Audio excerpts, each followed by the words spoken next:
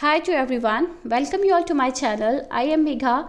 Today in the part 11 of human reproduction, we are going to learn disorders related to male and female reproductive system. So let's see. First we will focus on the disorders of the male. Okay. First one is the prostatic hypertrophy. जैसे कि नाम से पता चल रहा है, it is a problem of the prostate gland.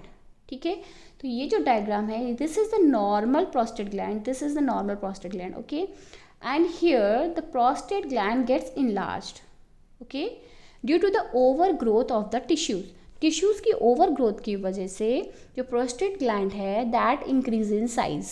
अब उसके साइज़ के बढ़ने की वजह से जो यूरिथ्रा है दैट गेट्स थिनर. ठीक है, ब्लॉक हो जाता है वो, जिसकी वजह से पर्सन को फ्रीक्वेंट यूरिनेशन की प्रॉब्लम हो जाती है. Alright, so this is what is we call prostatic hypertrophy. It is also called BPH, benign prostate hypertrophy. Okay, benign, BENIGN, right. तो benign is a condition in which the tissue do not spread to other body parts. इसमें जो tissues होते हैं, जैसे cancer cells के जो tissues होते हैं, वो अदर बॉडी पार्ट्स में जाके भी स्प्रेड होके और कैंसर सब जगह फैला देते हैं. राइट, ऐसे ही बेनिग्न में क्या होता है, ये टिश्यूज़ जो होते हैं इधर एक ही जगह रहते हैं, इट विल नॉट स्प्रेड. ठीक है, तो इसको हम बेनिग्न प्रोस्टेट हाइपरट्रॉफी भी बोलते हैं. Next is the impotence. Impotence से वर्ड से समझ में आ रहा है नॉट हैविंग द पोटेंशियल. ठीक है, not having the potential to erect the penis. Let's see the structure of the penis. So here is a diagram of the penis. This is a penis. If you see the TS, you will found that the penis contain the tissues called corpus cavernosum. So these are the two columns of corpus cavernosum and this is corpus spongiosum. ठीक है, जो urethra होता है, this tube runs through the corpus spongiosum. corpus spongiosum ही है जो glans penis बनाता है. ठीक है, अब इसमें से यूरिथ्रा जा रहा है. राइट, इसमें टिश्यूज़ में क्या होता है, ब्लड गेट्स फिल्ड, इनमें ब्लड फिल्ड हो जाता है तो पेनिस क्या होती है, इरेक्ट हो जाती है. ओके, अब इसमें ब्लड फिल नहीं होगा तो क्या होगा, पेनिस इरेक्ट नहीं होगी, और पेनिस इरेक्ट नहीं होगी तो person is not able to do the intercourse. Okay, so this is the problem called impotence. Next is sterility. A person is said to be sterile if they are physically unable to ever have a child. Okay, इसमें जो person होता है they are not able to have their offspring. ठीक है, person अपने मतलब they cannot produce offspring. ठीक है, that is what we call sterility. They are sterile. Oligospermia. So in this situation, the sperm count is less than the normal. You know, in normal ejaculation it contains 15 to 200 million of sperms. ठीक है, अगर हम normal ejaculation की बात करें तो उसमें 15 से 200 मिलियन तक स्पर्म्स होते हैं. अब सिचुएशन ओलिगोस्पर्मिया में क्या होगा, 15 से कम. ठीक है, 15 मिलियन से अगर कम स्पर्म्स निकल रहे हैं तो that situation is what we call oligospermia. Here the sperm count is less than the normal. Next is azoospermia. In azoospermia, there is the absence of sperm. A से समझ में आ रहा है, A से समझ में आता है आपको, absence होता है, A मतलब absence of sperm. Here the sperms are not present in the semen.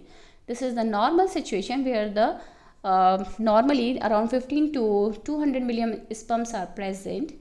And in azoospermia condition, the semen is not having the sperm. Okay, next one is the cryptorchidism. Okay, अब इसमें क्या होता है, जो testis होती हैं, you know, when the child is of 7 we can say 7 months. Okay, 7 months का जो fetus होता है, not child, fetus की बात कर रहे हैं, when the child is in the mother's womb. When the fetus is of 7 months, 7 month का जो fetus है, तभी जो टेस्टिस होती हैं they descend into the scrotum. ठीक है, वो नीचे स्क्रॉटम में आ जाती हैं इंग्विनल कैनाल में से होके. ठीक है, अब ये टेस्टिस अगर डिसेंड नहीं हो पाती हैं स्क्रॉटम में, तो that condition is what we call cryptorchidism. ठीक है, when the testis fail to descend in the scrotum. ठीक है, that is what we call cryptorchidism. Okay, now next move on to the disorders of the female reproductive system. First one is sterility. As we have seen, the person is not able to produce offsprings. ठीक है, इसमें हम female में देख सकते हैं कि fallopian tube ही block है. अगर फेलोपियन ट्यूब ही ब्लॉक है, उसको बोलते हैं ट्यूबल लाइगेशन. तो क्या होगा, स्पर्म्स पहुंच ही नहीं पाएगा ना. फेलोपियन ट्यूब में एम्पुलर रीजन में जहाँ पे फर्टिलाइजेशन होता है, वहाँ तक स्पर्म पहुँच ही नहीं पाएगा, तो फर्टिलाइजेशन नहीं होगा ना. तो that is it means that the female is sterile. Okay, not able to produce the offsprings. Next is the menstrual irregularity. Okay, amenorrhea means a से पता चल रहा है एब्सेंस ऑफ मेंस्ट्रुएशन. ठीक है, एंड हाइपरमेनोरिया मीन्स हाइपर से पता है प्रोलॉन्ग्ड, बहुत टाइम तक मेंस्ट्रुएशन रहता है, काफ़ी टाइम तक. You know, normal menstruation is around 2 left for around 2 to 5 days. ठीक है, 2 से 5 दिन तक साइकिल चलती है ये. हाइपरमेनोरिया एक कंडीशन होती है जिसमें काफ़ी दिन तक मेंस्ट्रुएशन होता रहता है, काफ़ी दिन तक ब्लीडिंग होती रहती है. Amenorrhoea means absence of menstruation after puberty. If the girl is not able to menstruate for around more than 3 months, then the condition is what we call the amenorrhea. Okay, next is breast cancer. Cancer of the breast is very common nowadays. Ovarian cyst. अब ovaries में cyst बन जाते हैं, अंदर भी बन सकते हैं सिस्ट और ओवरी की वॉल पे भी बन सकते हैं. ठीक है, सिस्ट क्या होते हैं, फ्लूइड फिल सैक्स होते हैं. सैक्स जो जैसे फॉलिकुल्स में अगर फ्लूइड भर जाए तो उनको बोलेंगे फॉलिकुलर सिस्ट. ठीक है, ऐसे ही कॉर्पस ल्यूटियम भी सिस्ट बना सकता है. तो ऐसे ही कई तरह के सिस्ट बन जाते हैं. ठीक है, ओके, पीसीओएस सुना है, पॉलीसिस्टिक ओवेरियन सिंड्रोम. इसमें क्या होता है, बहुत सारे सिस्ट बन जाते हैं ओवरीज में. ओके, बहुत सारे सिस्ट बन जाते हैं. That condition is called polycystic ovarian syndrome. Next is cervical cancer. Cancer of the cervix. Cervix का कैंसर को बोलते हैं cervical cancer. Then about the ectopic pregnancy. Ectopic pregnancy में क्या होता है, देखिए इस इमेज से पता चल रहा है.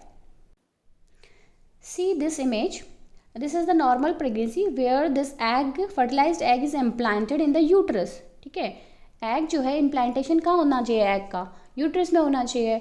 अगर वो कहीं और इम्प्लांट हो जाता है, सपोज ये कहाँ हो रहा है इम्प्लांट, फ्लैपियन ट्यूब में इम्प्लांट हो गया. ठीक है, आउटसाइड द यूट्रस.